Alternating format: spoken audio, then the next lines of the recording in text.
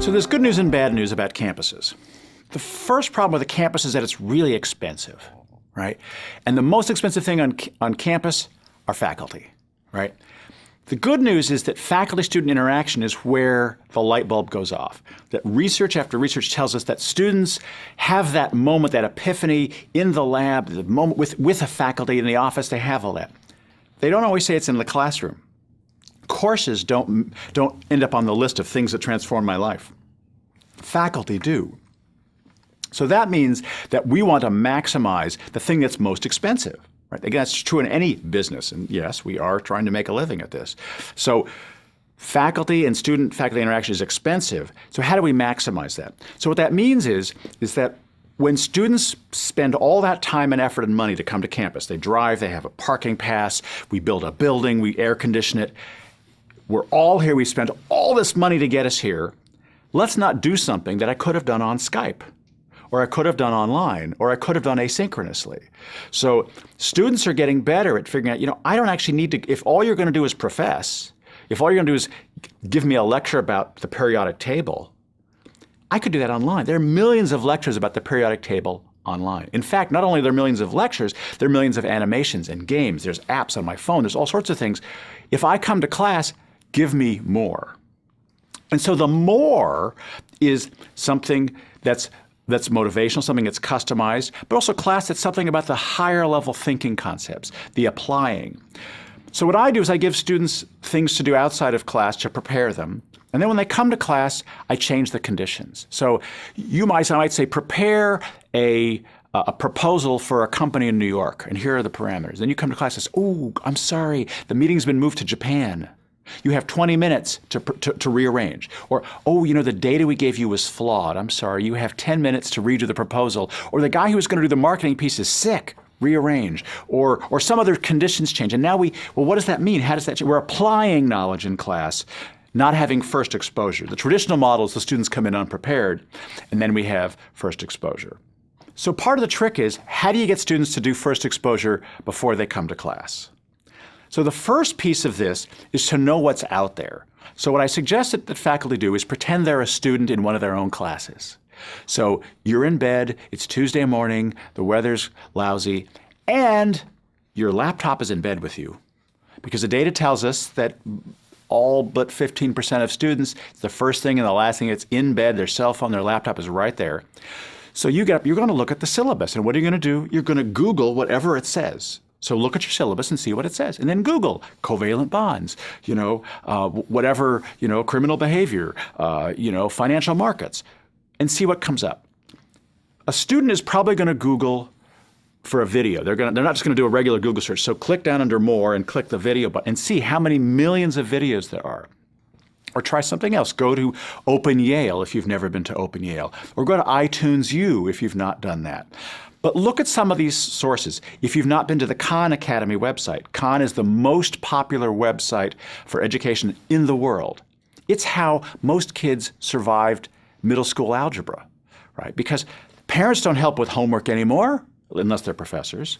Most parents say, Mr. Khan can help you with that. So students are used to using those sources, so you need to know them. So now if you've done a little bit of Google, you can see that there's plenty of content. So we need to look at a couple of higher level sites. So look at merlot.org, for example, which is content that is really just by faculty for faculty and includes things like games. Look at the PHET site at Colorado. Look at some sites that specialize in games, smashfact.com, which has customizable games. And a couple of my favorites are, if you go to YouTube and look for the string theory. If you just type in string theory, Bohemian Rhapsody, you will get this amazing video from a physics graduate student that has way too much time on his hands. Just listen to the first couple of minutes.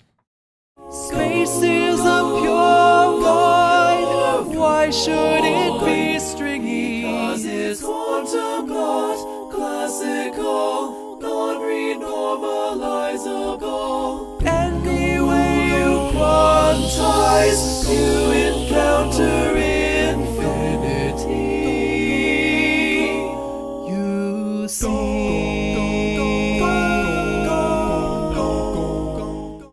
So that's the competition. Why would I go to your string theory lecture when I can watch this guy sing to me about string theory, or I can watch the history professor on YouTube sing about Charlemagne to a song that I know? Right? There's all sorts of content out there. The first thing to do is to know what's out there. Now, if you say, oh, it's just too much information, okay, so set up a wiki, set up a free wiki for your students, either on a free wiki site or in your course management system. And then tell the students, if they do a study guide for your course, you'll take the final exam questions from the study guide.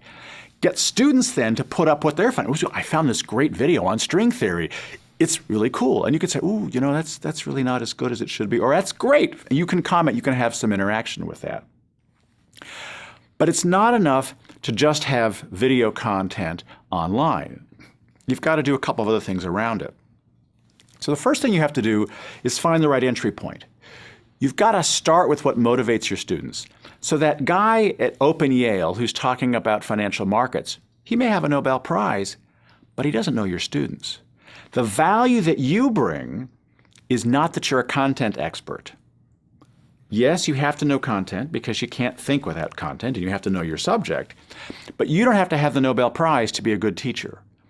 So that guy may be able to deliver the content in a lecture format in a great way, or it may be in a shorter format. Again, a lot of these videos, Crash Course is another example, shorter. Khan, they're called playlists. They're 7-8 minutes. You don't want hour-long videos. But you know your students. You know what motivates them. You know what worries them. You know what interests them. So find the right entry point before you assign the content. So that means, I teach a course, for example, on Wagner. So traditionally, I would walk in and say, we're going to talk about Wagner in my course, and this is a concept called Gesamtkunstwerk, and I'm going to write it on the board and then have you write it down, and I'm going to tell you what Gesamtkunstwerk means. Right? Or I could say, what matters to you? Does anybody here like music? Every hand goes up. So you like music. Why do you like music? What do you like about it? Do you like music with words or just music with music? Does it have an emotional do you like art better? Is art and music together? Does music video work? Oh, well, there's a concept by this German thinker that when you have music and art together, it's even better. And that when you have words, that the words do this and the music does that. And that's called Gesamtkunstwerk. And it's by this guy named Wagner. We're going to talk about him this semester. But I didn't start with here's the content. I started with what matters to you. It's back to that motivational trainer. Nobody goes to the gym because they like their trainer and they want it right. They go because they have a goal. They want to lose weight. They want to be fit. They want to do something. So the motivation is key, and he's called a motivator for a reason. Right? He's trying to figure out, that you got that big dance coming up in a week. Keep going. His job is to figure out what the motivation is and to use it. So then you have content online, and you've figured out how to kind of help motivate students to want to go do it. And again, it might be a reading. It might be a video of some sort. But then I have them be analytical. Everything you find online you should be skeptical about. Well, the truth is, everything you find in the world, right? All the knowledge, all the content that comes at you, you need to be skeptical about. So textbooks are actually kind of safe. They're a little strange. Most of the information you're going to get in your life does not come at you through textbooks. It's going to come at you through articles, through videos that have a bias, that may be right about some things, wrong about some things, or they may be proven wrong later. So helping students understand that when they watch the video that you've now motivated them for, they also have to be reflective. They have to synthesize. They have to be analytical. What is it that's right? So that string theory video or the other kinds of videos, I might have them watch the Charlemagne video and say, now what in that video might be controversial? What might other historians disagree with? What do we now know about string theory that we didn't know when that video was made? What is still confusing about that? So take an index card. Very simple. Take an index card. Write down your favorite quote. What was the least good argument in the article you read? What was your favorite quote and why? Or if you watch the Cliff Notes video on Hamlet, which they will, right? They're going to watch. You assign Hamlet, you used Cliff, well, maybe you didn't because you're weird, you're faculty. But they're going to use Cliff Notes, and now they're going to watch the video. So, okay, watch the video. But which theme is not on the video? Because the video has little theme markers. So did they use all of them? Is there a theme in Hamlet that Cliff Notes forgot? Take an index card, write down what you think it might be, and argue for why that's an important theme in the play, bring it to class, hand it to somebody next to you, who will turn it over and write a rebuttal. No, that's not an important theme. But class then becomes this place where arguments are forming and people are comparing perspectives, and outside of the class is where the first content is, or the first exposure is. So class is this important time for challenging. It's where the mental models are changed, where the challenging happens. So if our real job is not to make sausage, right, to stuff them full of content, if our real job is to prepare the mind for the unknown, to increase the complexity of their mental models, to move them from fact through opinion to judgment, if that's our real job, that happens mostly in the classroom. Content can be absorbed out of the classroom, but what happens in the classroom is all of that increasing in the complexity of mental models. Biola University offers a variety of biblically centered degree programs, ranging from business to ministry to the arts and sciences. Visit biola.edu to find out how Biola could make a difference in your life.